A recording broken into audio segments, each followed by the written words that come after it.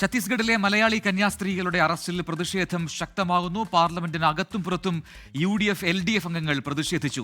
വിഷയം ചർച്ച ചെയ്യണമെന്നാവശ്യപ്പെട്ടുള്ള അംഗങ്ങളുടെ ആവശ്യം ലോക്സഭാ സ്പീക്കറും രാജ്യസഭാ ഉപാധ്യക്ഷനും പക്ഷേ തള്ളുകയായിരുന്നു. അറസ്റ്റിൽ നിശബ്ദരായിരിക്കില്ല എന്നാണ് ലോക്സഭാ പ്രതിപക്ഷ നേതാവ് രാഹുൽ ഗാന്ധിയുടെ പ്രതികരണം. മതസ്വാതന്ത്ര്യവും ഭരണഘടനയും സംരക്ഷിക്കണമെന്ന് CBCI അധ്യക്ഷൻ മാർ ആൻഡ്രൂസ് താഴത്ത് പറഞ്ഞു.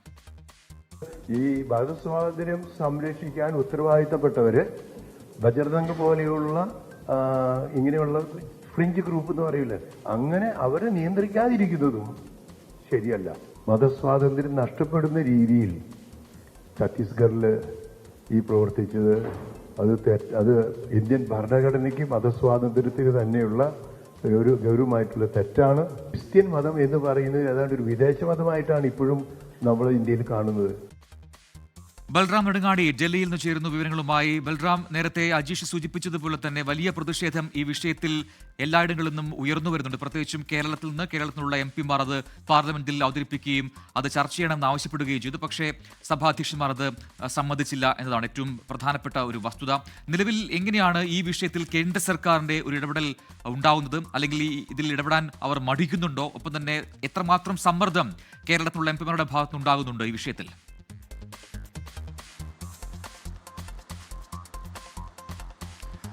പ്രജിൻ, ഈ സംഭവത്തിൽ ഛത്തീസ്ഗഡിൽ 2 കന്യാസ്ത്രീകൾ അറസ്റ്റിലായ സംഭവത്തിൽ പ്രതിഷേധം രാജ്യവ്യാപകമായി ഉയരുകയാണ്.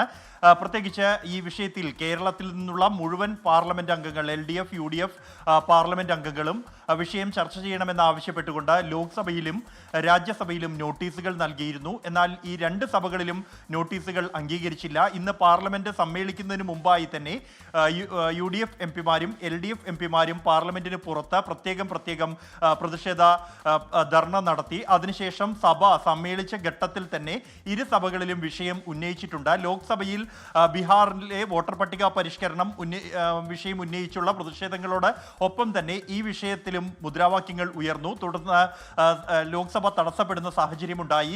രാജ്യസഭയിലാകട്ടെ കേരളത്തിൽ നിന്നുള്ള അംഗങ്ങൾ ഈ വിഷയം ചർച്ച ചെയ്യണമെന്ന് ആവശ്യപ്പെട്ടുകൊണ്ടുള്ള നോട്ടീസുകൾ നൽകിയത് ഉപാധ്യക്ഷൻ ഹരിവംശ നാരായൺ സിംഗ് തള്ളിയതിനെ തുടർന്ന് പ്രതിഷേധമുണ്ടാവുകയും രാജ്യസഭ രാവിലെ 11 മണിക്ക് സമ്മേളിച്ച ഉടൻ തന്നെ പിരിയുകയും ഉണ്ടായി. തുടർന്ന് സമ്മേളിച്ച 2 തവണയും ഈ വിഷയം ഉന്നയിച്ചുള്ള പ്രതിഷേധങ്ങൾ രാജ്യസഭയിൽ ഉണ്ടായി. ഈ വിഷയം വീണ്ടും ഉയർത്താൻ തന്നെയാണ് കേരളത്തിൽ നിന്നുള്ള MP-മാരുടെ തീരുമാനം. അടുത്ത ദിവസവും വിഷയം ഉന്നയിക്കുമെന്ന് വ്യക്തമാക്കിയിട്ടുണ്ട്. ഒപ്പം തന്നെ മുഖ്യമന്ത്രി അടക്കമുള്ളവർ പ്രധാനമന്ത്രിക്കും ഛത്തീസ്ഗഡ് മുഖ്യമന്ത്രിക്കും ഈ വിഷയത്തിൽ കത്ത് അയച്ചിട്ടുണ്ട് എന്നുള്ളതും ശ്രദ്ധേയമാണ്. അതേസമയം ഈ വിഷയം, ഇവരുടെ അറസ്റ്റ് ഉണ്ടായി മണിക്കൂറുകൾക്കകം തന്നെ CBCI നേതൃത്വം പ്രധാനമന്ത്രി നരേന്ദ്രമോദിയുടെയും ആഭ്യന്തരമന്ത്രി അമിത്ഷായുടെയും ഓഫീസുകളെ വിവരമറിയിക്കുകയും സഹായം അഭ്യർത്ഥിക്കുകയും ചെയ്തിരുന്നു. എന്നാൽ യാതൊരു തരത്തിലുള്ള പരസ്യ പ്രതികരണവും ഈ വിഷയത്തിൽ ഉണ്ടായിട്ടില്ല. ഒപ്പം തന്നെ ഇതുമായി ബന്ധപ്പെട്ടുള്ള ചർച്ചകൾ ഇതുവരെയും കേന്ദ്ര സർക്കാരുമായി നടത്തിയിട്ടില്ല എന്നത് തന്നെയാണ് സഭാ നേതൃത്വത്തിൽ നിന്നും നമുക്ക് ലഭ്യമാകുന്ന വിവരങ്ങൾ. അതേസമയം ഈ പ്രതിഷേധം കൂടുതൽ ശക്തമാക്കാനുള്ള ഒരു തീരുമാനത്തിലാണ് ക്രൈസ്തവ സംഘടനകളും കേരളത്തിൽ നിന്നുള്ള അവരടക്കമുള്ള ജനപ്രതിനിധികളും. ലോക്സഭാ പ്രതിപക്ഷ നേതാവ് രാഹുൽ ഗാന്ധിയും ഇന്ന് ഈ വിഷയത്തിൽ അതിശക്തമായ പ്രതികരണമാണ് സമൂഹ മാധ്യമത്തിലൂടെ നടത്തിയത്. പ്രജിൻ, കൂടുതൽ പ്രതികരണങ്ങൾ ഈ വിഷയത്തിൽ ഉണ്ടാകുന്നുമുണ്ട്. ഡൽഹിയിൽ നിന്നും ബൽറാം നെടുങ്ങാടിയാണ് വിശദാംശങ്ങൾ നൽകിയത്. ഈ വിഷയവുമായി ബന്ധപ്പെട്ട് വിദ്യാഭ്യാസ മന്ത്രി V. ശിവൻകുട്ടി ഇന്ന് പറഞ്ഞിരുന്നു, എന്തുകൊണ്ട് പ്രധാനമന്ത്രിയെ നേരിൽ കണ്ട് പരാതി പറയാൻ ഇവിടുത്തെ തിരുമേനിമാർ മടിക്കുന്നു, അവർക്ക് ഭയമാണോ എന്ന് ചോദിച്ചിരുന്നു. ദീപികയിൽ ലേഖനം എഴുതുക മാത്രമല്ല, നേരിട്ട് പോയി എന്തുകൊണ്ട് പരാതി നൽകുന്നില്ല എന്ന് ചോദിച്ചിരുന്നു. അതിന് മറുപടിയായി ഇപ്പോൾ ക്ലിംസ് ബാവ രംഗത്തെത്തിയിരിക്കുന്നു. ശിവൻകുട്ടി ഒരു നല്ല മനുഷ്യനല്ലേ, അദ്ദേഹത്തിന്റെ വിമർശനം അങ്ങനെ കണ്ടാൽ മതി.